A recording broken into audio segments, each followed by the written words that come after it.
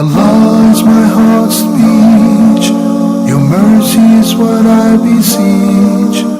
Keep in my heart your remembrance, and in your deen allow me to advance.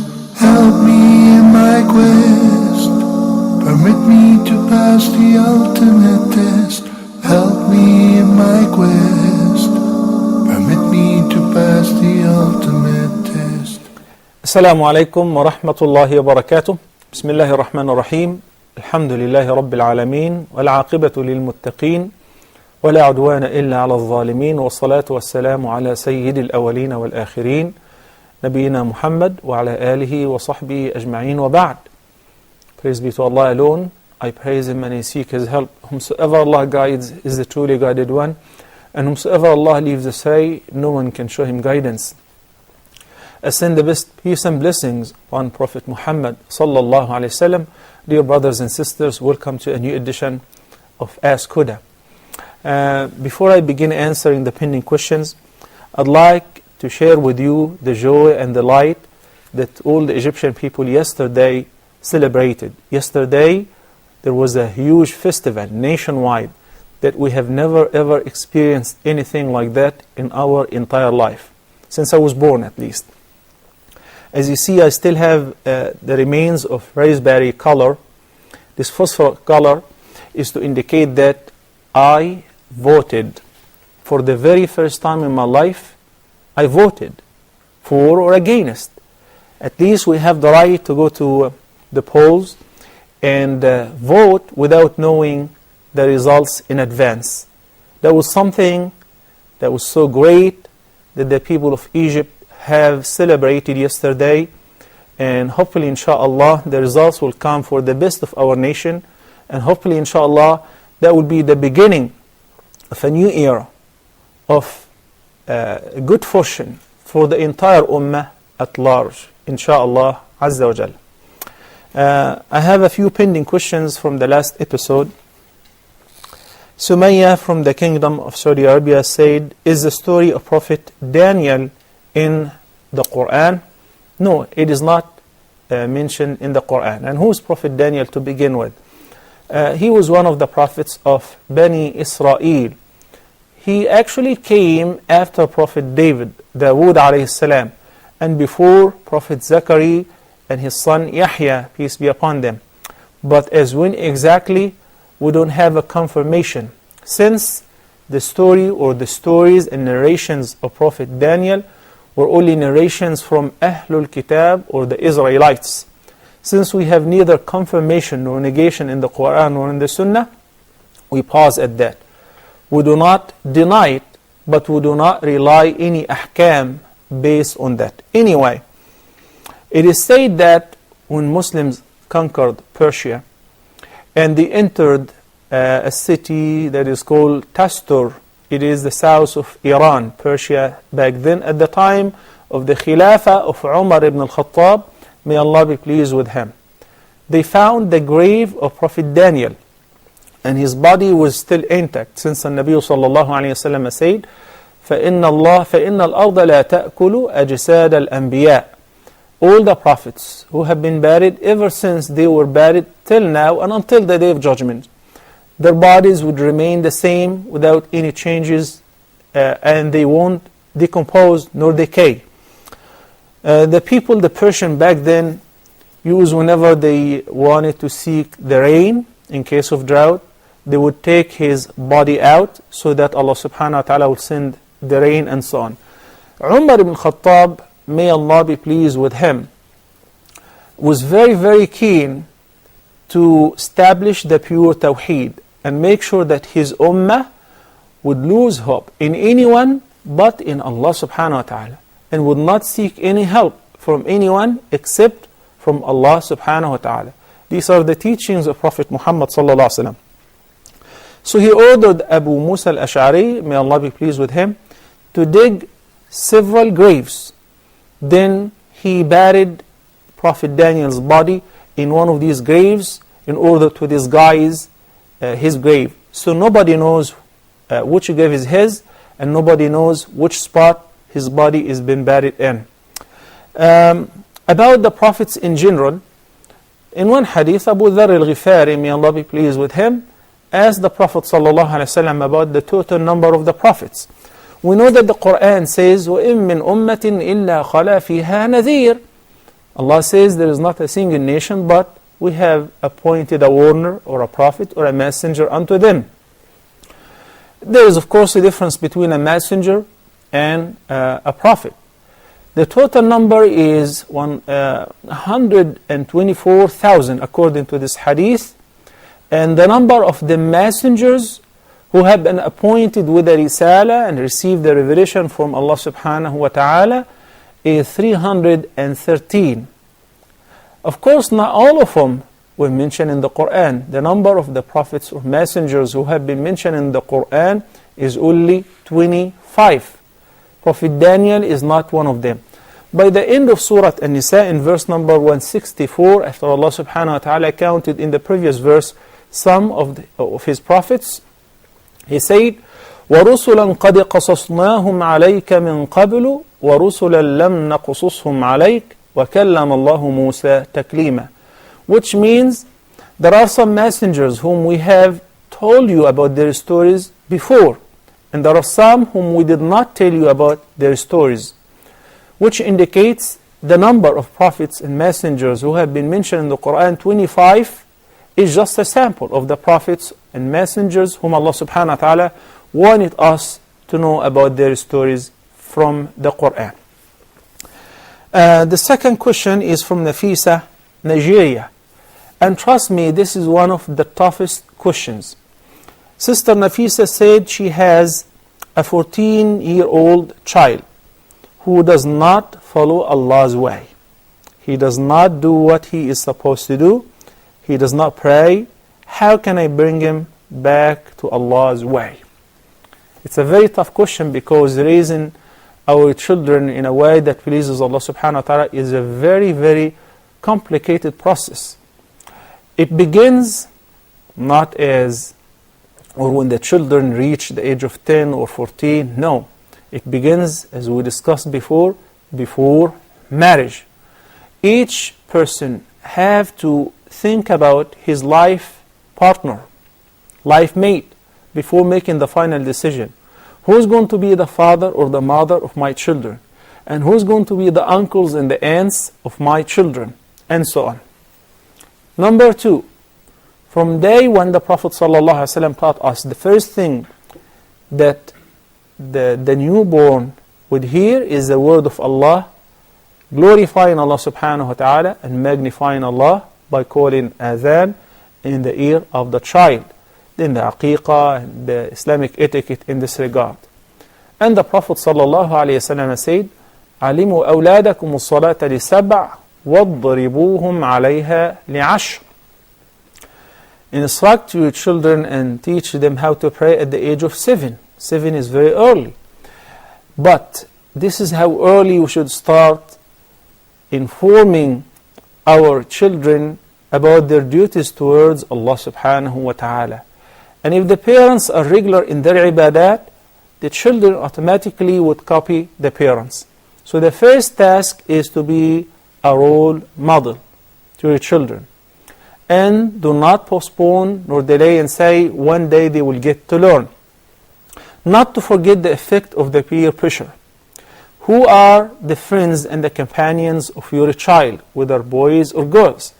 You have to examine that and make sure that only good people, good children would befriend your son or daughter. And you should not say, now it's a free world and the world has become a small village and everybody is free to choose their friends. Not as long as your children are still young and vulnerable. Vulnerable to the plots of the shaitan and the negative effect of the peer pressure. So we have to walk them through and help them out to make the right decision. These complaints of showing misconduct from the youth or the teenagers is most common in the families where they were financially, I would say, in a good financial condition, where the children, whenever they ask for anything, they get it. So they show dissatisfaction with anything in life. And that's why I may give you a few hints in order to correct that. Such as, for instance, I like to take my children with me to the hospital to visit sick people and elaborate on how much Allah subhanahu wa ta'ala have blessed us with health, and people are suffering and we're so lucky. And that brings to their attention that life has a value, and because Allah subhanahu wa ta'ala blessed us with health and wealth, it doesn't mean that we take all of that for granted. We should meet all of that with gratitude. So when I wake up my son or my daughter to pray Fajr, they would not show objection or dissatisfaction. No, they would know that they are doing this for a reason.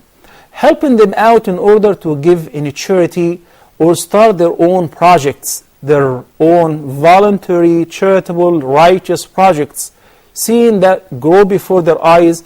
I may elaborate furthermore after taking this phone call. They've been waiting for a while. Assalamu alaikum wa rahmatullahi wa barakatuh. Sister Saba from Canada. Assalamu wa rahmatullah. Wa alaikum assalam wa rahmatullah. Yes, brother, how are you? Alhamdulillah. Thank you for asking, Sister Saba.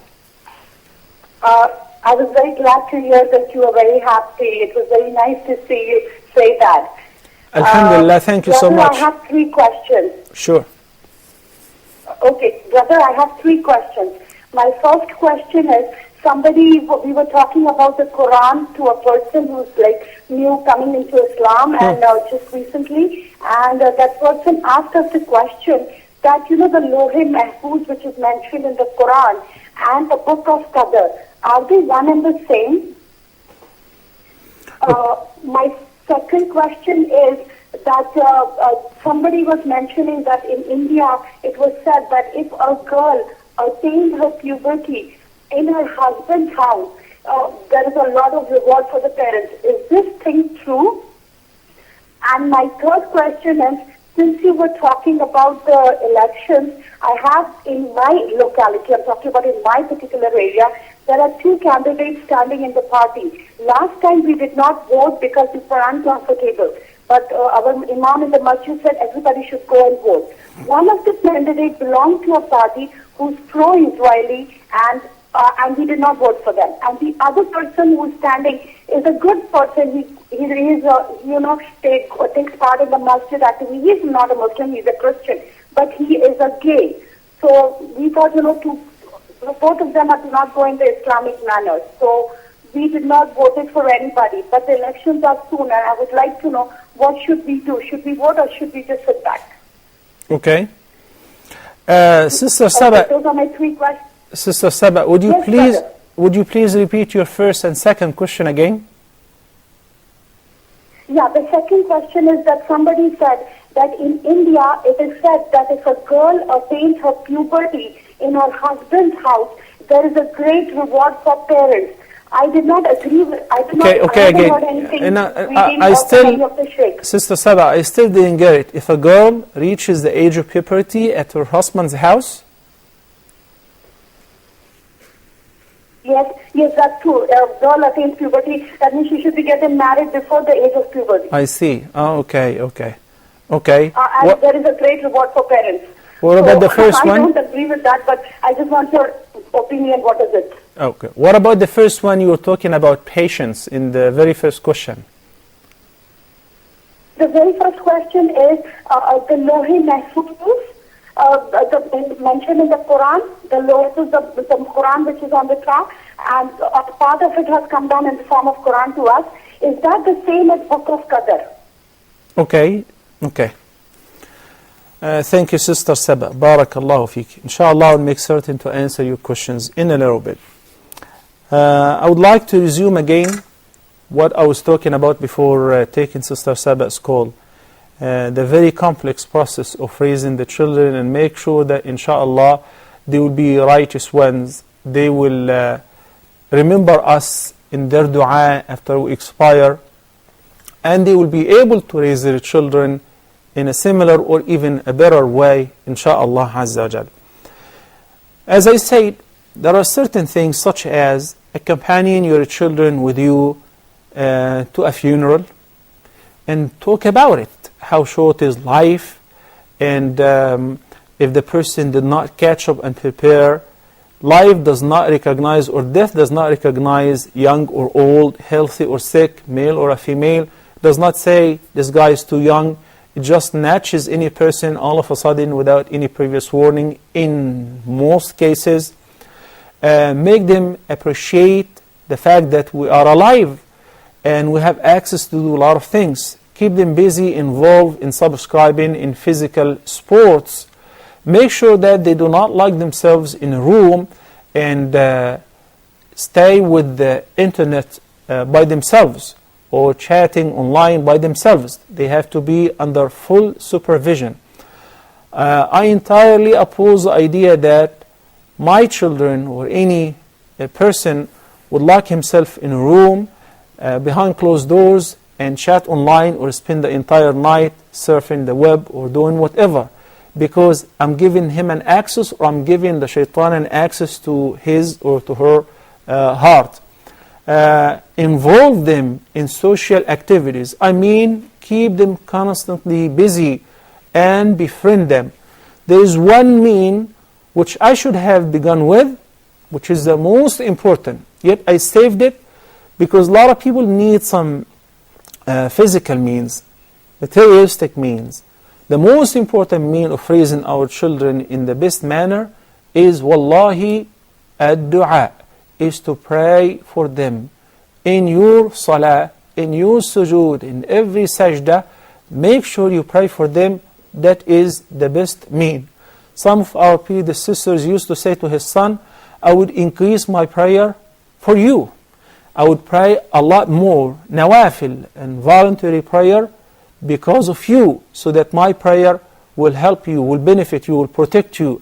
Because as much as you pray and you pray for your children, for your family members, that is more worthy to answer your dua. May Allah subhanahu wa ta'ala accept. Indeed, once again, this is one of the toughest questions, and I cannot just handle it in 10 or 15 minutes, but these are just some notes, and hence may Allah subhanahu wa ta'ala benefit all of us out of that. Assalamu alaikum, we have a phone call. Fairuz from the Kingdom of Saudi Arabia. Assalamu alaikum. Alaikum salam, Sheikh. How are you? I'm fine. See, actually I have two names, okay? Mahris and other one is Muhris. What is the meaning, whether this, I can put this for boys? You said Mahriz and? Mahris. Okay. And Muhris. And Muhriz. Muhris. Muhris. Muhris, aywa. Okay, you want to choose either one of the names for your child? Boy. For your boy. If you yourself do not know the meaning of those names, why do you resort to any of them? One of the names that the Prophet ﷺ approved, Harith. I saw it on the internet, that's why. Say, Harith is one of the very truthful names. Harith is okay. I mean, of course, the best names, Ma'ubid, a name which begins with Abd, the servant of, then Allah, Ar-Rahman, Ar-Rahim, or any of his most beautiful names, or any of the names of Prophet Muhammad, or any of the names of his companions. These are all beautiful names, but if you want to choose a name of the letters Ha and Alif, Ra and Tha, then I would say Harith. This is a name that the Prophet ﷺ recommended. But as far as the couple of names that you mentioned, I myself do not know their meaning. It's Muhris, I saw it is protected by God. The meaning. Then you're saying Muhraz. Muhraz. Muhraz. Okay. What else? What is the second one? Mahris. And Mahrus as well. But I would highly recommend, perhaps you're saying Mahrus, which means guarded or protected. And obviously it means protected by God. Mahrus. Am I right? Yes. Okay. Exactly. I would still go for Harith. I would still go for Harith if I want to choose a name with the Ha, Ra and Tha. But my priority is, as I named my children with Abd, Abdullah or Abdul Rahman or any of the companions' names. When you choose a name for your child, make sure that it is not a temporary name. It is a name that would suit him if he's living in Saudi Arabia, or if he's going back to Pakistan at 5 years old, 15 or 50, or if he travels to a foreign country. A name that's easy to say and pronounce, especially in your background. Because in most cases, these names, I have seen wonders. Some people just open the Quran and they choose any name. Any word that their eyes fall on, they say, that's a good word. So they give it, regardless whether it has a good name or a good meaning or not. They know how to pronounce it or not. For instance, the word qadi, where you know that the Indo-Pak, in most cases, they call it qazi, and so on. Qazi in Arabic does not really mean anything. Qadi with dhad instead means a judge, and so on. Jazakallahu khairan, Brother Fairuz. Thank you so much. Ali from Oman is asking, is it bad to keep crying over the ones who have passed away? The Prophet ﷺ said in the hadith, which is narrated by Habiba, may Allah have mercy on her, that it is not permissible for a person to mourn the death of anyone beyond 3 days, other than a wife mourning the death of her husband for 4 months and 10 days. When any of our beloved ones passes away, of course it grieves us and we cry. This is a human nature, especially if we really love them and we miss them so much, parents, children, brothers and sisters or so. The Prophet ﷺ, when he lost his son, he too cried. And when some of the companions asked him, are you crying? He said, إن القلب ليحزن وإن العين لتدمع وإنا لفراقك يا إبراهيم لمحزونون. My heart is saddened and my eyes are shedding tears. I feel sorry and I'm grieved for the loss of Ibrahim. Yet ولا نقول إلا ما يرضي الرب. We do not make any remark but what pleases Allah subhanahu wa ta'ala. Mourning the death of any person other than the husband for a wife is only for 3 days. After that, when you remember him or her, instead of crying, which will not bring the dead back to life, make dua for them. What if you cry? Is it sinful? No, it is not. But it will not make you benefit the person by any means. The time that you spend crying and make your life hard, pray for him or for her, or give any charity and ask Allah subhanahu wa ta'ala to give the reward of that charity to the person whom you love. Try to benefit your beloved ones with a useful deed instead of crying. Wallahu ta'ala a'la wa a'lam. Mariam from United Arab Emirates said, when we watch Salah on television, should we say Ameen behind the Imam if he recited Surah Al-Fatiha?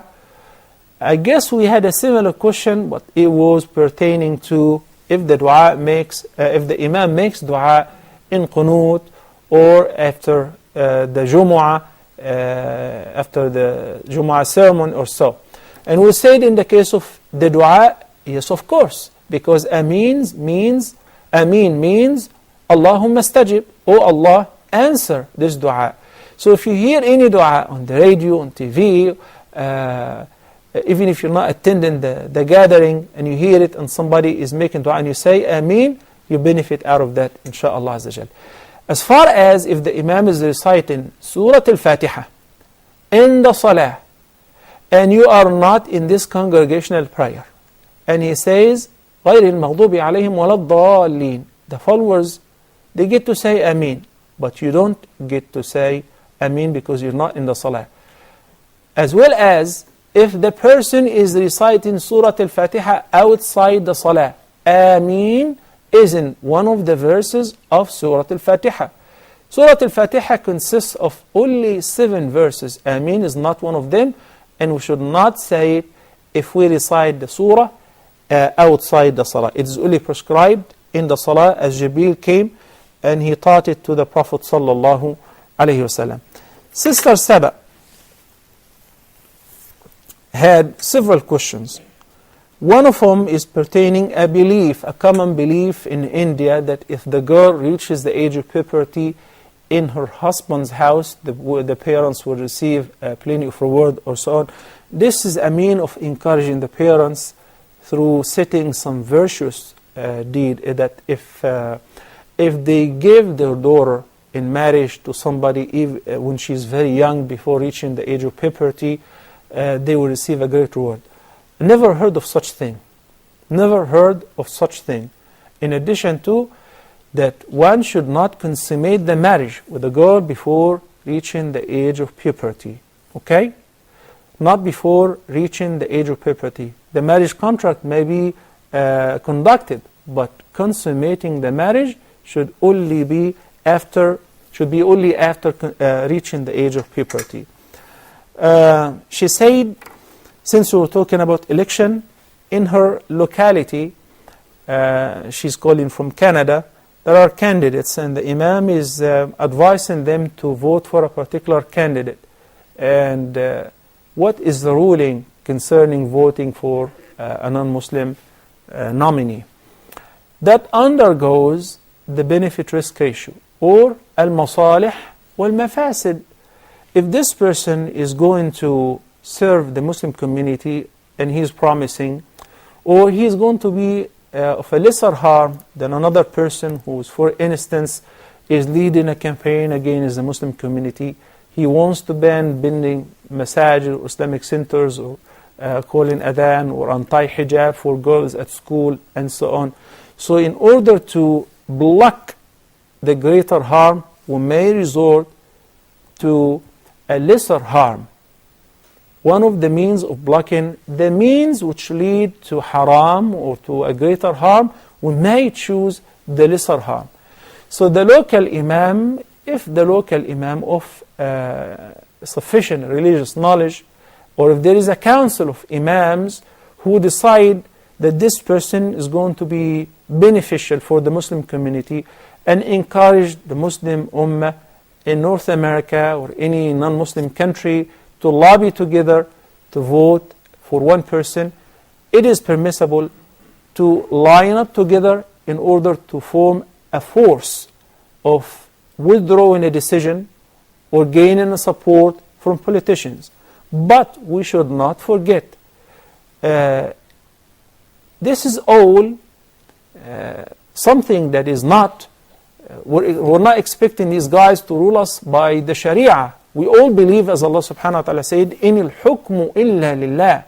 We do not choose this person because as an alternative to the Sharia or to our deen or to the divine legislation. No, but it is only to block a greater harm. Wallahu ta'ala a'la wa a'lam. Sister Anne from Egypt, Assalamu alaikum wa rahmatullahi wa barakatuh. Wa alaikum salam, Sheikh. And congratulations on your first opportunity to vote. Thank you so much. I have a question. I live in a remote area, and I have a dog who guards my property, and it's not allowed in my house, of course, so it's in the yard, but of course it is a najis animal. And so I was wondering about a few issues regarding this. Number one, can the children play with the dog?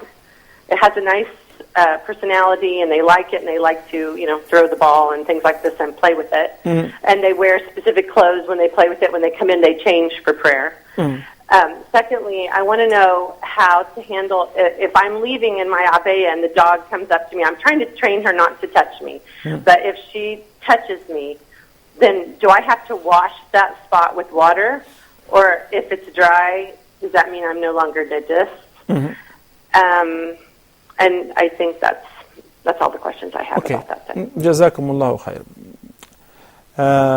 The director is telling me that we should go for a short break. Then inshallah right after the break I will get to answer your question. So stay tuned.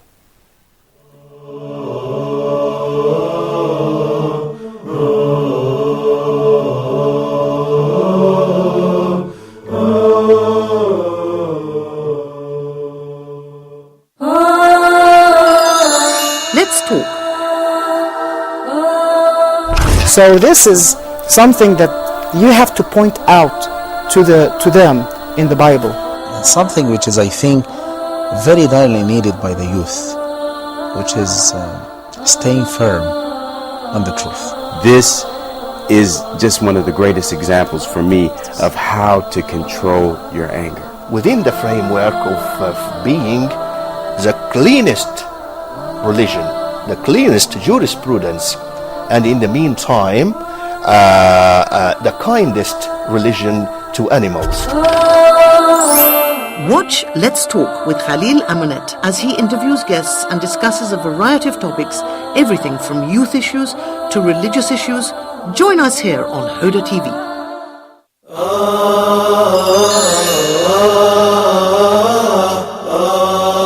The main concepts of Islamic economics, how is it different from the Western theories? And the beauty about Islam is not that it just came as a religion to perfect the relationship of the servant of Allah with Allah, but also it came to perfect the relationship of the servant of Allah with others. The beauty about Islam, Islam comes and brings the interest of the public and the interest of the individual together. How is Islamic banking different from the traditional banking system? The concept of riba is that I lend you money, I give you a loan, in return that you give me back that loan with an extra at the top. The idea of the stock market itself is halal or haram. So these are the main conditions that the scholars put with regards of the share market.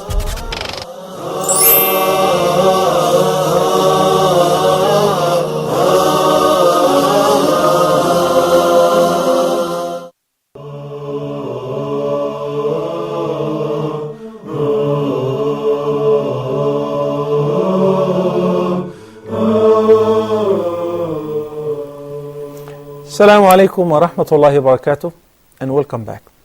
First of all, I would like to apologize to our viewers who have been trying to reach us. The phone line is having a problem. We have two phone lines, and that's why they have been trying, and the problem is actually local here at the control. So perhaps you can use the other line, inshallah azza jal. Sister Ann had a very interesting question. She lives in a remote area, and she says, I have a dog, not as a pet, rather as a dog of security. Is it permissible or not? That is the first question. The second, that sometimes the kids get to play with the dog. Is it permissible or not? What is the ruling on the impurity which may happen because they wear special clothes and so on?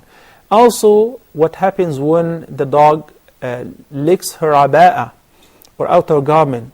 How should she deal with that?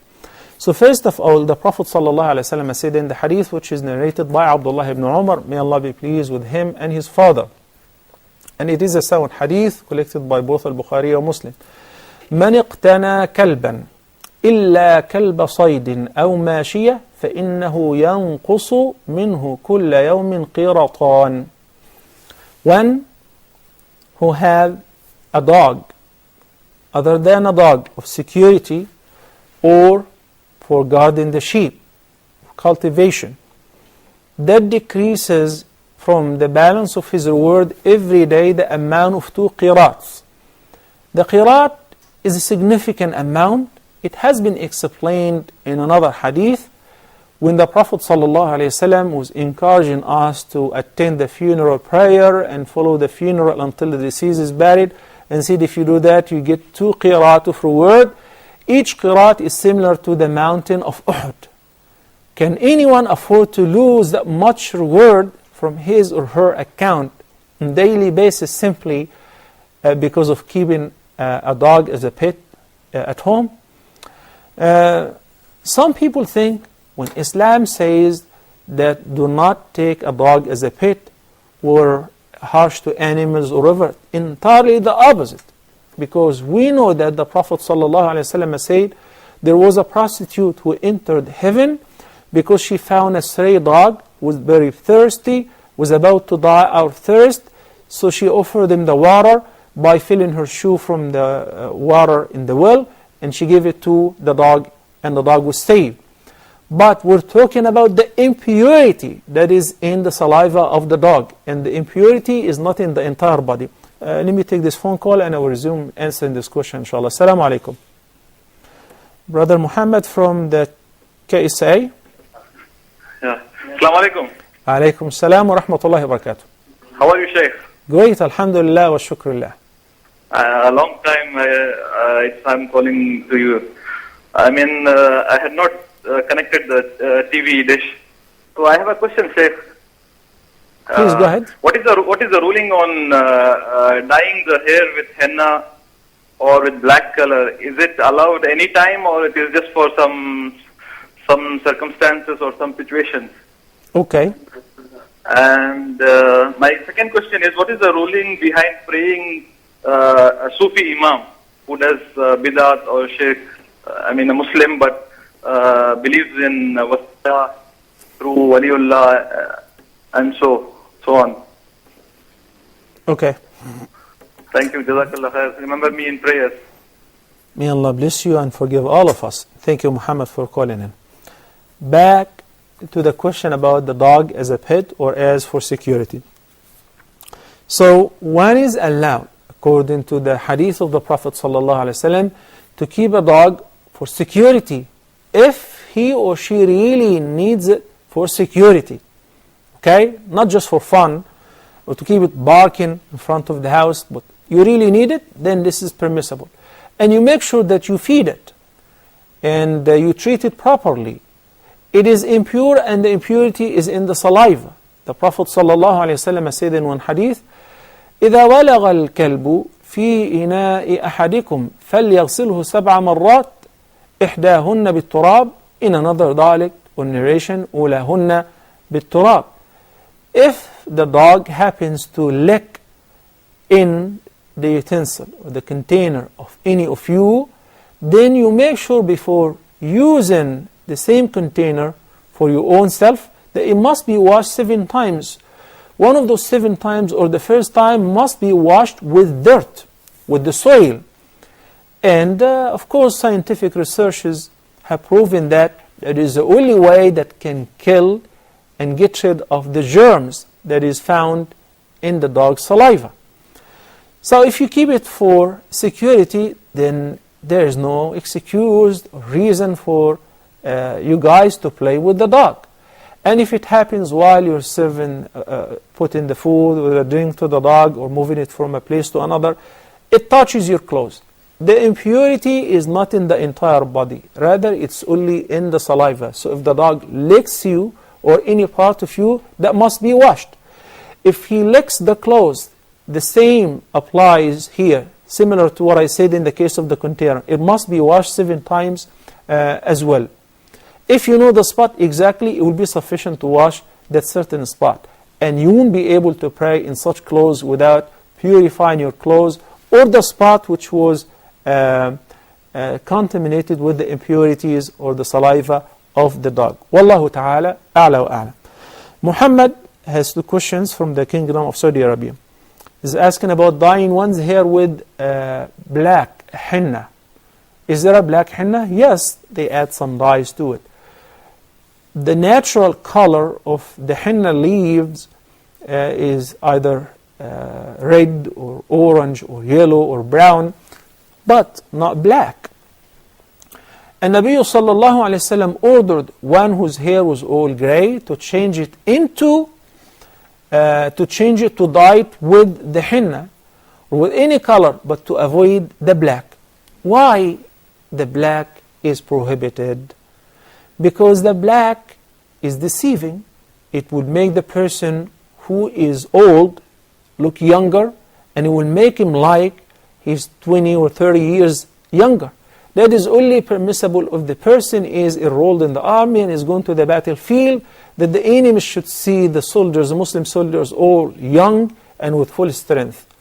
But for a person to wear black henna and he's proposing to a girl or to a woman, and his look is deceiving and it's not his nature, that is haram.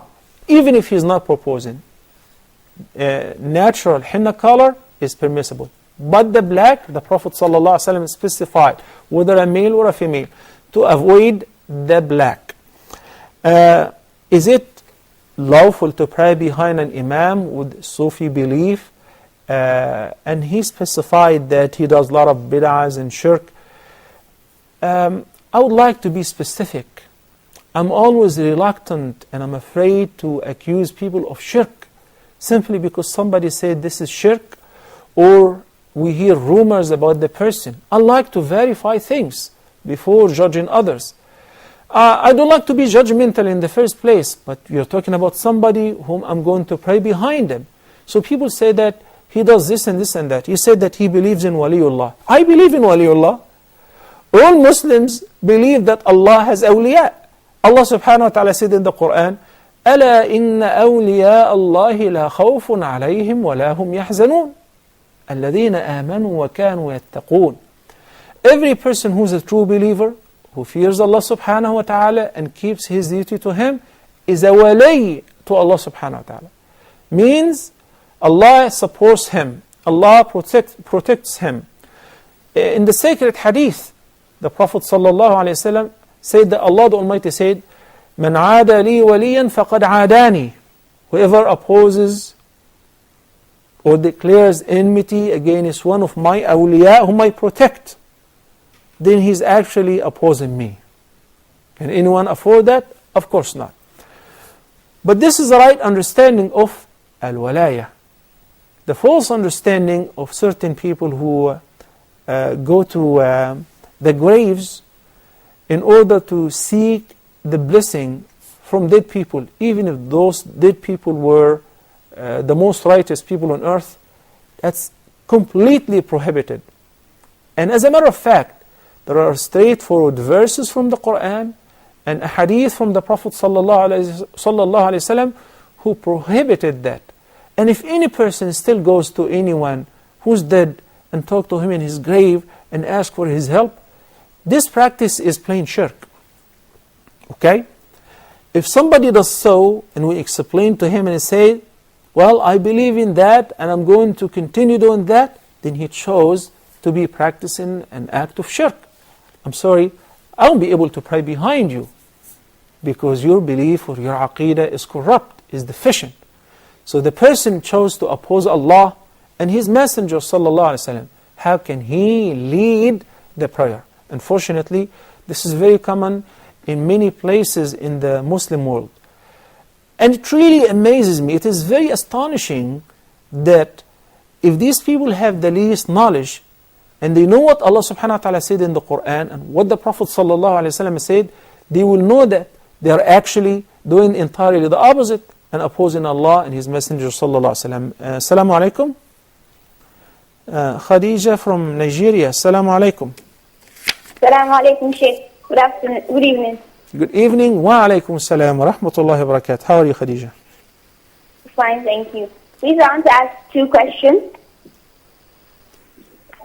Go ahead, please. Hello? I hear you, Sister Khadija. Please go ahead, I hear you. My first question is, I want to ask on the ruling of dua after Salah. Some people say that if you make it a major habit, it becomes bid'ah. Mm-hmm. And my second question is it permissible during Qiyamul Layl to hold like a torch if there's no light so that you can view the Quran? To hold it in your hand? Yes. Why don't you have? So you're holding the Quran.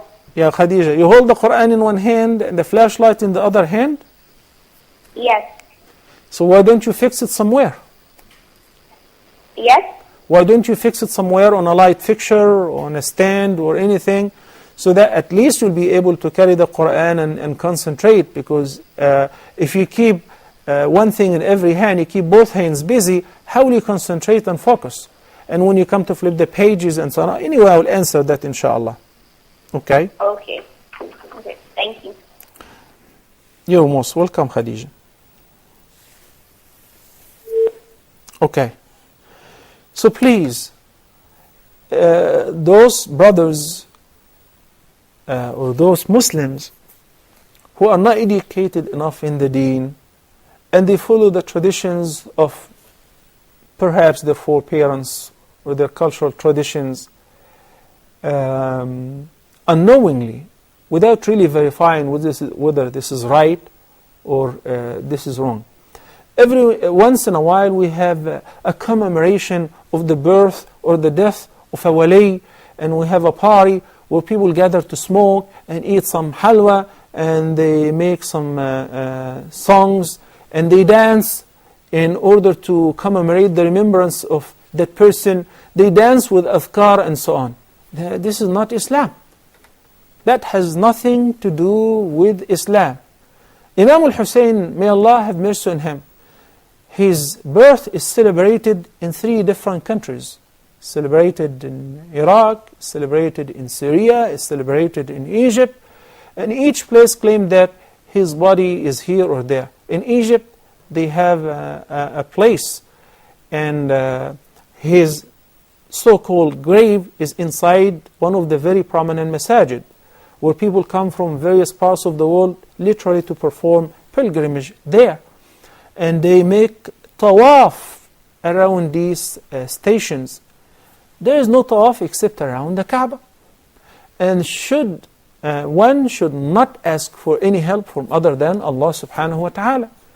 We know that where Imam al-Hussein was martyred, may Allah be pleased with him. So how could you have a pier for him in Iraq, and another one in Syria, and another one in Egypt? They say that, well, his head flew to Egypt, and it landed there. We have no confirmation whatsoever of all of that, even if we know for sure.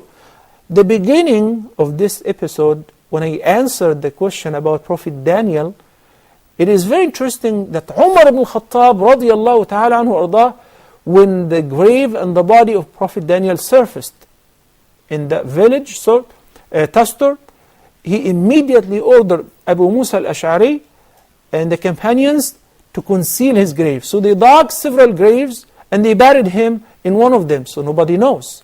Why? So that people would not aim at that grave with worship. Another phone call. Assalamu alaikum. Saeed from the Kingdom of Saudi Arabia. Assalamu alaikum. Wa alaikum salam wa rahmatullah, Sheikh.